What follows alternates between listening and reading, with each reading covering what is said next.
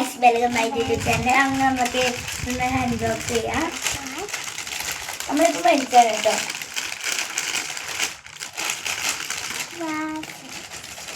ഇതിനുള്ളിൽ നമുക്ക് സമ്മാനം ഉണ്ടോ നോക്കാം.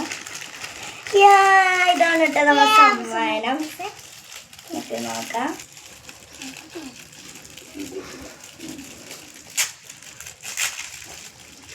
ഇത് കിട്ടിയതാണ് കേട്ടോ. നല്ല രസമാണ് കേട്ടോ. ഇത് തീവണ്ടിയാണോ?